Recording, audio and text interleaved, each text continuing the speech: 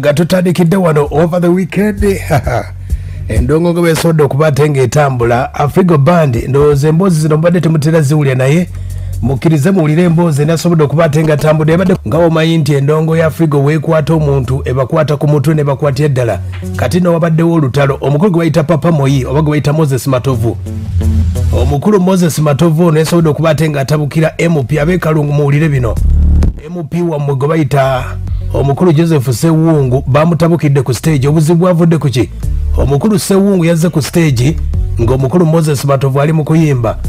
ebigambo yasobodde okubatenga mutegeeza ndozadde amutegeeza nti tukubeyo ku kayimba obanga kano bakali omukulu Moses Matovu mbadde simulyangako ng'atabuse ng'ayombyeko n'omuyimbi ayombyeko n'omuntu n'omu omukulu Moses Matovu atamumanyi ono omukulu ono endongo akadde kanali myaka 73 yazalibwa 1949 mwezi gwali gwa June era nga yomu ku basajja basinga okuba saxophone mu ggwanga Uganda mwagwa 1997 atandika endongo eno yaliko mu band bagiyita Police Band mwaka 1998 yaliko mu band bayita Queen Band nakola AFRIGO BAND ne banne bonna basobola okubatenga babikola kati weekend nga bwe yatambudde endongo ya AFRIGO yabakutte ku mutwe omukulu Ssewungu soko ulira obusungu bwadde bungi nnyo Ssewungu ne bamugamba parliamenti yammwe teyina mulamwa teyina makulu temwina kyemuteesa nenga obuzibu bwavudde ku ki ndowooza omukulu yabadde amugamba nkubirayo akayimba bwe kati Moses Matovu yabagambye parliamenti yammwe eri fake wulira ebigambo bino tewali kisalibwawo ninsaga mutwalo oberi no parliamenti yammwe kikwangala yes nekasalawo wogera wano oli member of parliament netona tosalawo nze nkugambye nze nkuwongole erigwana kati gwe wagonjegeriza bongamba nyimba enyimba nze nkola ebintu byonna nimwe mukisobedde mumwagala buli kimu mukyerera mu politiko betuli byabakrisi niye tubakubidde omuziki tate kati mutodde tubavudde tetwazze ku mukolo tubiri straight no bingoye netukubye muziki wano tukuba music mutuveeko mulete mugasiya wammwe mulekerewo tulowooza nti buli omuki okitegedde omukulu oyo Moses Matovu yatabukidde omubaka wa parliament ow'ekalungu yazze ku stage yamugambye ne ssente zo saagala omusajja adde mbusungu bw'amaanyi wulira jangu okube mundu omutwe leeta ntwale onsube nze yimba nkola ki nimwe mulitemu ebyobufuzi bammwe gasiya wammwe no kimala naye no tubakubidde omuziki mpaka ddi nemwe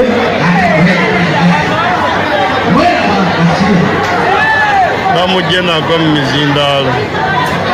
kyogedde akanjagala ndeke amutebizi topanda sente yoge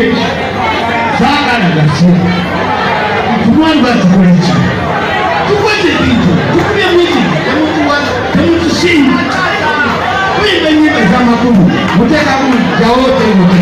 okitegedde Moses Matovu busungu obw'amaanyi agamba nti endongo bagikubye newadde okusiimibwa mu mbeera eyo obusungu omubaka wa parliament yabadde azze ku stage ne ssente yamugambye tompa mu parliament temwina kyemuteesaayo abayimbi abakubye ebyomulamu temubasiima wadde n'akamu ate lwaki ompa ssente agambye parliament kikwangala nkugambye omukulu yabadde atabusa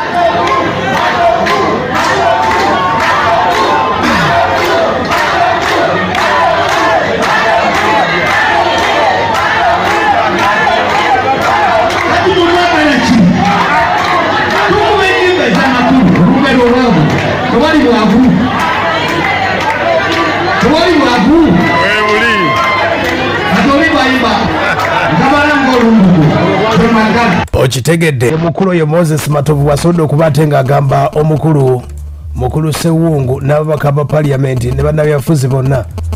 bategeeza nti bakooye obwavu bungi nnyo ate omukulu wajja wali amugamba nti ate nkubira ku nnyimba zino eri stage yabadde AFRIGO BAND nga yina ekikuba